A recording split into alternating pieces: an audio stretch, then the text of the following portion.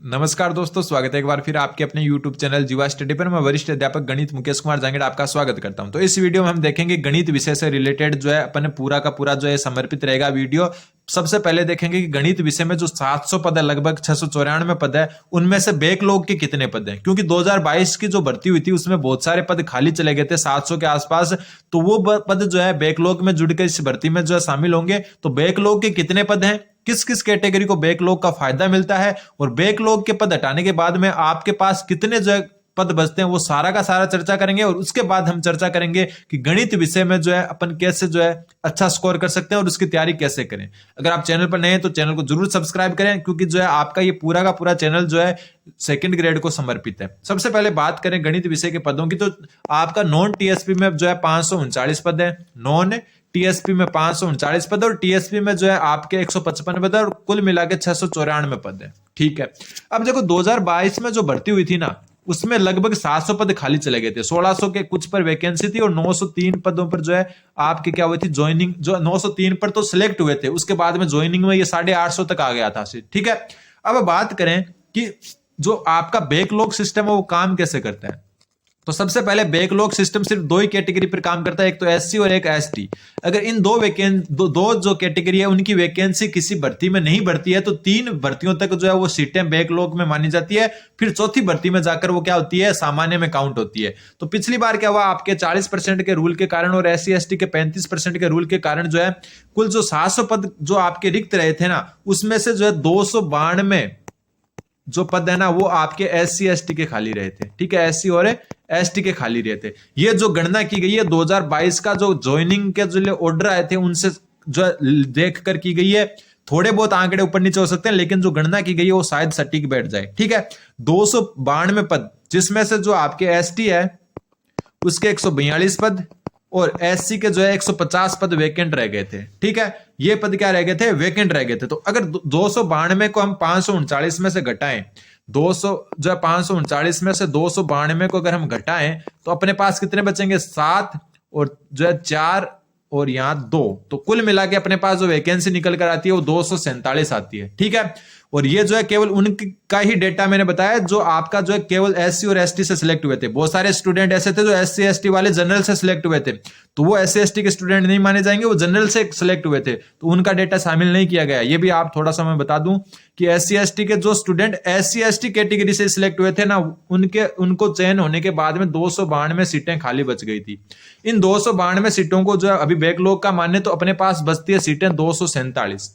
ठीक है, 247 को हम अप्रोक्सीमेटली जो है 250 मान लेते हैं। अब आप अपनी कैटेगरी के हिसाब से देख लो किसको कितनी सीटें मिल रही है। इसका 10% करें ईडब्ल्यूएस को, तो आपको मिलेगी 25 के आसपास सीटें। ठीक है, और इसमें फिर महिला पुरुष की अलग अलग हो जाएगी। ठीक है, फिर अगर बात करें ओबीसी की, ओबीसी को 20% आरक्षण होता है लगभग। ठीक है, वैसे 21% है, लेकिन 20% मान के चले तो लगभग 50 के आसपास पोस्ट आपकी ओबीसी की बचती है। जनरल को 40% मान के चले, जनरल की सीटें, तो लगभग 100 सीटें आपकी किसकी होती है, जनरल की होती है। ठीक है, फिर जो है आपकी 5% या 6% जो भी है, एमबीसी की 5% मान के चलें तो 5% का लगभग कितना हो जाएगा, 5% हो जाएगी लगभग 12 से 13 सीटें, तो 12 सीटें एमबीसी की हो जाएगी। ठीक है, यूआर अनरिजर्व कैटेगरी की 100 सीटें हो जाएगी। तो ऐसे करके जो है आपका क्या हो जाएगा 150, और ये हो गया आपके 175, और ये जो है 15 माने तो 175, क्या हो गया जो 115 और जो 175 और 15 हो गए 190। तो बची हुई जो 60 सीटें हैं वो आपकी जो एससी और एसटी के हिस्से में चली जाएगी, ये भी अलग से जाएगी, ध्यान रखना। तो 60 सीटें ये और 292 सीटें पहले वाली, तो एससी एसटी की दोनों की मिलाकर लगभग अगर मान के चले अपन, तो लगभग जो है आपकी 350 सीट हो जाएगी। ठीक है, और वापस बता रहा हूं ये सारे के सारे जो है सन्निकटन मान है। गणित के स्टूडेंट हो, आपको समझ में आ रहा होगा, अप्रोक्सीमेट में जो है मान है, मैंने जो है पिछली वैकेंसी को देखकर ये निकाला है आंकड़ा। ठीक है, तो कुल मिला के ये जो है एक मोस्ट प्रोबेबली जो है आपके जो है वैकेंसी जो है आपके पास आती है। ठीक है, इसमें जो है 1-2 पोस्ट ऊपर नीचे हो सकती है, लेकिन नॉर्मली जो है आप ये मानकर चलें कि इतनी इतनी पोस्ट है, इनसे ज्यादा तो नहीं है, इनसे कम ही है। ठीक है, तो ये आंकड़े आपको ध्यान रखने। अब बात करते हैं कि जो है गणित वाले तैयारी कैसे करें। ठीक है, देखो गणित वाले को तैयारी करने के लिए जो है आपको अच्छा खासा जो है क्या होना चाहिए, समय होना चाहिए। आप ये मान के चलो 8 से 10 महीने जो है ना आपको चाहिए अच्छी तैयारी के लिए, और उतना टाइम आपको मिल जाएगा। तो जो भी स्टूडेंट नए स्टूडेंट है जो तैयारी शुरू करने वाले हैं, तो उनके पास भी पर्याप्त समय है। ठीक है। और एक बात बता दूं कि अगर आप बीएड फर्स्ट ईयर में हैं तो आप जो है तैयारी जरूर कर सकते हैं, लेकिन फॉर्म फिल नहीं कर सकते। पहले तो क्या होता था, लोग एक्सपीरियंस के लिए फॉर्म फिल कर देते थे, लेकिन आजकल आरपीएससी ने सख्त मना कर रखा है कि कोई भी योग्यता के बिना फॉर्म फिल नहीं करेगा। लेकिन बीएड सेकंड ईयर वाले योग्यता पूरी रखते हैं, क्योंकि साफ साफ लिखा होता है कि जो है आपका जो प्रशिक्षण, जो आपकी योग्यता है उसके लास्ट, अगर जो अंतिम साल में अगर आप अध्ययन रहते तो आप फॉर्म फिल कर सकते हैं। तो सेकंड ईयर वालों को फॉर्म फिल करना है, ठीक है। और बीएससी बीएड फोर्थ ईयर वालों को जो है फॉर्म फिल करना है, बीए बीएड फोर्थ ईयर वालों को भी जो है फॉर्म फिल करना है। और जो है आपका जिस दिन सेकंड ग्रेड का एग्जाम होगा उस दिन से पहले जो है बीएड का रिजल्ट आ जाना चाहिए, तब आप जो है योग्य माने जाओगे, वरना नहीं माने जाओगे, ठीक है। फॉर्म आप फिल कर सकते हो। अब मैथ की बात करें तो मैथ में देखो ज्यादातर स्टूडेंट जो है संस्कृत डिपार्टमेंट की तरफ जा रहे होंगे, जिसका एग्जाम इस महीने के लास्ट में है या इस साल के लास्ट में भी कह सकते हो। तो संस्कृत डिपार्टमेंट की तैयारी कर रहे हैं, आपका अच्छी तैयारी होगी। किसी की जो है तैयारी जो है थोड़ी लेट शुरू की तो संस्कृत डिपार्टमेंट में अच्छी तैयारी नहीं है, लेकिन फिर भी आपको संस्कृत डिपार्टमेंट का एग्जाम देना चाहिए ताकि आपके पास एक्सपीरियंस आए। मैथ में एक्सपीरियंस बहुत जरूरी है, ठीक है। तो मैथ वाले स्टूडेंट ज्यादातर तो तैयारी कर रहे हैं, वो अपनी तैयारी को कंटिन्यू रखना। जैसे ही आप 1 जनवरी से वापस शुरू कर देना आप अपनी तैयारी, ठीक है। संस्कृत डिपार्टमेंट का पेपर दिया, वापस तैयारी शुरू कर दी। और ये जो तैयारी करें उनको तो पता है कहां से पढ़ना और कहां से नहीं पढ़ना। अब बात करते हैं नए स्टूडेंट के लिए कि नए स्टूडेंट क्या करें। तो देखो, नए स्टूडेंट अगर कोर्स लेना चाहते हो, आप कोर्स लेना चाहते हो तो आप लीजिए बेड़ा सर का। किसका? बेड़ा सर का। और बेड़ा सर का कोर्स लेने के लिए जो है आप जो है आधार क्लासेस झुंझुनू में भी जा सकते हो।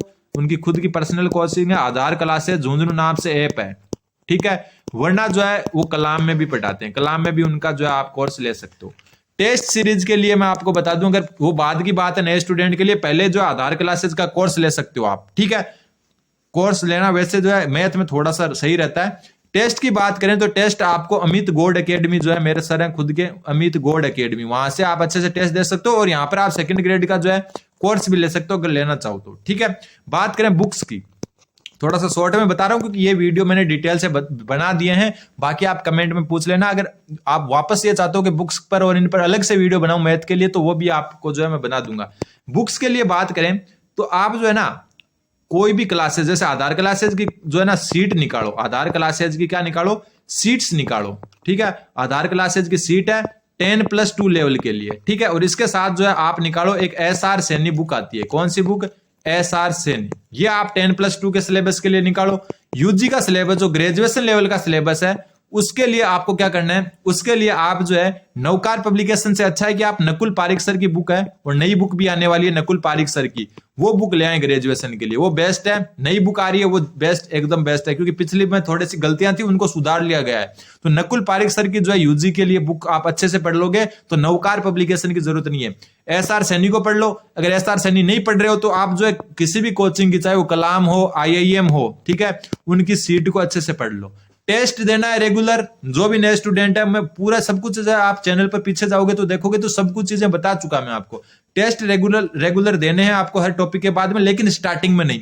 पहले आप कोर्स को जो है एक बार कर ले, और जो संस्कृत डिपार्टमेंट में पूरा कोर्स कर चुके हैं तो वो अगर सामान्य की भी तैयारी करना चाहते हैं तो वो टेस्ट पर भी ज्यादा डिपेंडेंट रहे। प्रैक्टिस होती है टेस्ट से। नंबर कितने आ रहे हैं आपको ध्यान नहीं रखना है, तो आप जो है अच्छे से तैयारी कर सकते हो। बाकी जो है मैं आपको वापस बता दूं, बुक्स आप जो है 10+2 के लिए किसी भी कोचिंग की सीट और SR सैनी निकाल सकते हो।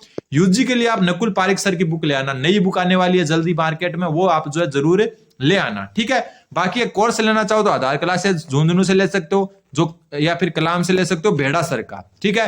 टेस्ट फिर जो है आप अमित गोल्ड एकेडमी से दे सकते हो, ध्यान रखना। और बाकी बुक्स के बारे में बता चुका। बैकलॉग में कितनी जो वैकेंसी है वो भी अपन चर्चा कर चुके हैं। बाकी अगर कोई जानकारी चाहिए तो आप कमेंट जरूर कर दें। धन्यवाद, बन रहे हैं जीवा स्टडी के साथ।